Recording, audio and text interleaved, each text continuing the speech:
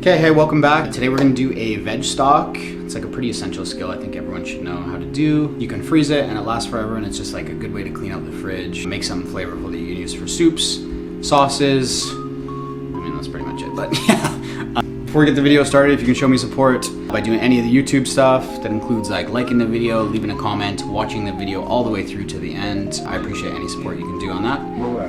And yeah, let's get started.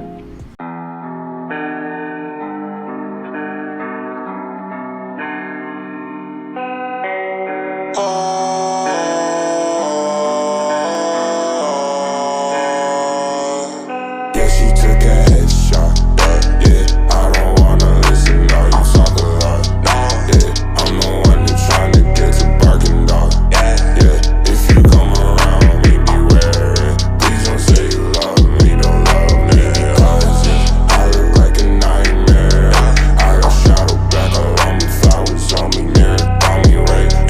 Bitch, I feel like a nightmare. I need Rari, bitch, and Audi, wait. Burn it up a bit.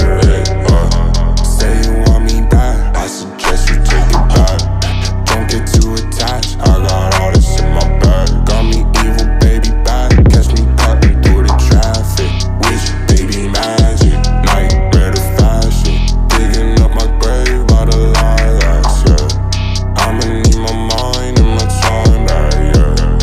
Ready all the rest with my blade tuck. Bitch, please don't fucking wake me up, cause I can't handle that. Veg stock's pretty simple, and it doesn't take long. With if you're doing like chicken or beef stock, it takes forever. It takes hours and hours and hours. The nice thing about veg stock is it takes about an hour. It's a good way to like get rid of stuff, clean up some stuff. You don't have to use all of this if you've got like, you know, some veggies that are starting to go and you want to get some use out of them. Just make a veg stock. But I'll show you the one that I like. This is the one. It's kind of classic ingredients. This is what in cooking they call this a mirepoix, which is celery, carrots, and onion. When you're making stocks with the onion, you don't really have to worry about peeling it because we're going to strain it all out after. And especially if you use the yellow onions, you'll get a nice color from actually leaving the skins on. Carrots, I take most of the skin off. The skins are known to be a little bit more bitter. If you ever peel a carrot, eat one of the skins in comparison to the carrot. The carrot's quite sweet and the peel is quite bitter. But there also is nutrients in the peel, so I take most of it off, but I leave a little bit on. And then what I also do, just to expose the sweet part of the carrot, is I cut them all in half lengthwise, just so we get all that sweetness that's from the carrots. The celery, whatever, you don't even really gotta chop it up, honestly. And then garlic, I'm gonna do kind of the same thing as the carrots, where if you just throw this garlic in, you won't get much flavor from it. You need to actually split it open to expose the flavor. So just slice it all in half. And then I got a pot heating up. We're gonna put a little bit of oil in there. I'm gonna use my garlic oil. What video did we make this in? I forget, but I'm gonna put I'll link it. And if you wanna know how to make this, you can learn how in that video. So then we'll just put everything in. And I like to give it a little bit of a head start, just starting to saute it lightly. I'll honestly probably not do the celery just because celery has so much water. And a little secret ingredient I put in here is just dried shiitakes. I think you guys have seen me use these before. They're great because they're dried so they don't go bad. You can buy them in big bags at Asian grocery stores, and they have like really deep mushroom flavor, lots of umami. So I'll put those in there too, toast those a little bit, and I'll hit it with some salt. Now when seasoning a stock, I go kind of light on the salt because you don't know what, when I make stock, I don't know what I'm going to use it for.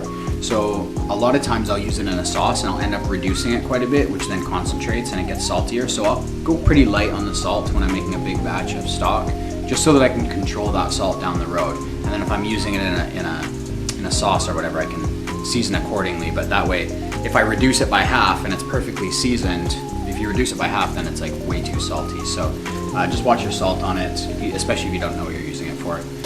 Oh, also what I'm gonna do now let's sweat it a little bit, is I'll add some herbs, which I'm just gonna use some thyme.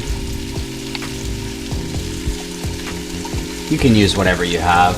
Rosemary works really nice. I actually didn't pick up anything specific for this.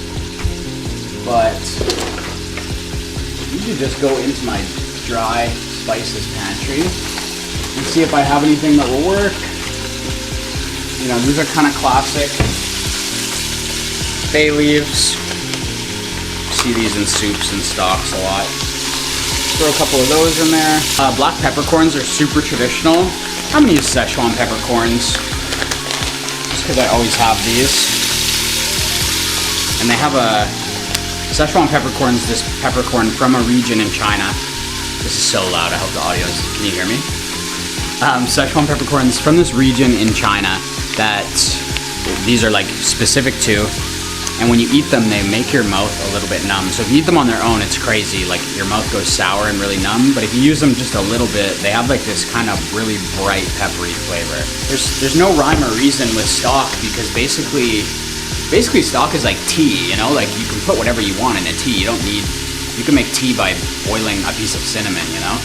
So it's kind of the same principle, like don't be scared to like go outside of these ingredients. Sometimes I throw a tablespoon of miso in there, depending what I'm using it for. And you can use a little white wine in there. So this has been sweating a little bit for a while. We're starting to pick up some color on some of this stuff. So at this point, I'll put my celery in.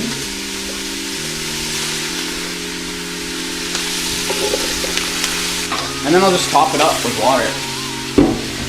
For a ratio for this, I like to go, that's why I use a big pot, is so if the veg goes halfway up, I want to fill it like almost to the top, so basically double the water ratio. So if you're making like a meat stock, it's pretty important that you cover it. You have to simmer it for so long, and if you simmer something uncovered for that long, you'd end up with no water in the bottom, it would all dry up. But with veg stock, since we're only simmering it for 45 minutes to an hour, what we're gonna do is just leave it unlidded. So it's gonna infuse the flavor, and also we're gonna concentrate it a little bit. And then we'll press those vegetables when we strain it to make sure we get every ounce of flavor out of there. Yeah, there we go. I'm gonna throw it on high just to bring it up to a boil, and then I'll just turn it down to a simmer. Set a timer on your phone for, I would say minimum 45 minutes. Checking out on the veg stock, it's been going for a while. You can see we got that like nice color. Just strain it into a bigger pot. Or sorry, into a smaller pot.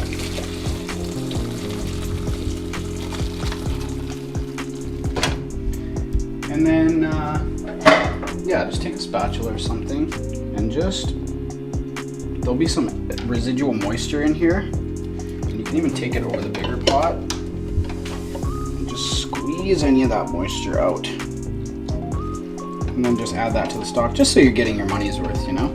But yeah, that's it. That's like a pretty essential skill. And we're gonna be doing some more soups and stuff going forward because it is fall and we're getting into colder weather. And especially over the winter, I'd like to do some cool soups. So I'll be using veg stock quite a bit. And so I just wanted to show, before we get into all that, how to make a veg stock so that I'm not referencing something that I haven't shown you. Have fun with it. If you like other ingredients, or if you can think of like some cool stuff to put in there, let me know. Go crazy with it. It's really easy. Just don't cook it for too long. You want to preserve some of the freshness of those vegetables. It's really, like once you cool it down from this point, it freezes really well. So you can just freeze it in, you know, I use old yogurt containers, but whatever containers you have, if you have Tupperware, do not lid it when it's hot. You need it to come completely down to room temp before you put a lid on it. Or you can put it unlidded in the fridge to help cool it down quicker. We're trying to do a video every second Wednesday, as well as every Sunday. Obviously, me and Brendan's schedules are kind of crazy. We're gonna try and up the frequency. I'd like to, you know, try and grow this channel and not slow down just because we're kind of at a standstill. I just want to try and push forward. So any support you guys can give us in the meantime really helps. The YouTube stuff, the like, the comment. Appreciate you guys watching. I appreciate anyone who has been doing that stuff. I see the same people in the comments, and I really appreciate those people. Yeah, that's it for the midweek video, and we'll see you on Sunday.